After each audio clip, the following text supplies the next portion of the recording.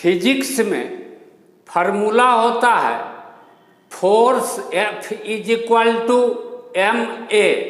M है mass, A है acceleration. Force का unit newton is equal to mass का यूनिट किलोग्राम, एक्सीलरेशन का यूनिट मीटर पर सेकेंड स्क्वायर। इसको ऐसे भी लिख सकते हैं किलोग्राम मीटर सेकेंड पर पावर -2। यानी फोर्स का यूनिट न्यूटन जो है वह वास्तव में इसके बराबर है, किलोग्राम मीटर प्रति सेकेंड स्क्वायर। इसी को इतना नहीं बोलना पड़े किलोग्राम मीटर प्रति सेकेंड स्क्वायर, तो इसको शॉर्ट में लिखने के पर्पज से, शॉर्ट में बोलने के पर्पज से इसी को एक नाम दे दिया गया न्यूटन। हमारा फॉर्मूला है theta is equal to L/R। Theta का यूनिट रेडियन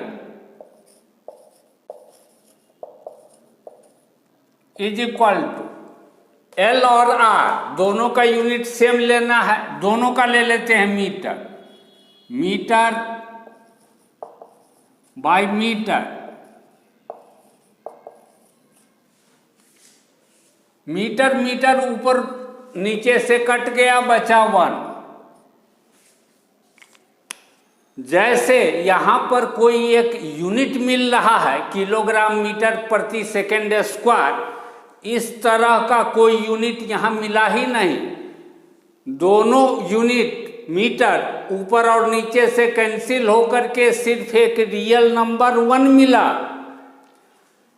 तो रेडियन जो यूनिट है यह कहने भर के लिए यूनिट है, लेकिन सच मायने में इस तरीके का कोई यूनिट जैसा यूनिट नहीं है, सिर्फ एक रियल नंबर है। यानी रेडियन यूनिटलेस यूनिट है, जस्ट ए रियल नंबर है।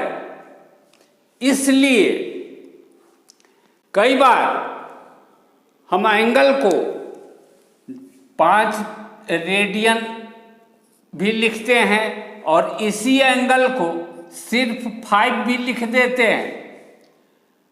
पाई रेडियन को पाई के ऊपर में सी कर दे करके भी लिख सकते हैं और इसी पाई रेडियन को सिर्फ पाई लिख देते हैं। अधिकतर पाई को पाई ही लिखा जाता है किताब वगैरह में, सी ऊपर में दे करके बहुत रेयर, बहुत कम दिखाई पड़ेगा। अधिकतर बिना सी लिख करके ही पाई को लिखा जाता है। उसके पीछे कारण यह है कि रेडियन जस्ट एक रियल नंबर है। एक बात और ध्यान देने वाला बात है, यदि कहीं पर, अच्छा मिटा करके करते हैं,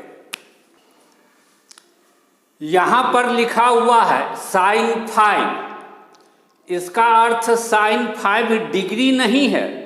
यदि डिग्री रहता तो इस 5 पर डिग्री लगा करके लिखना जरूरी होता।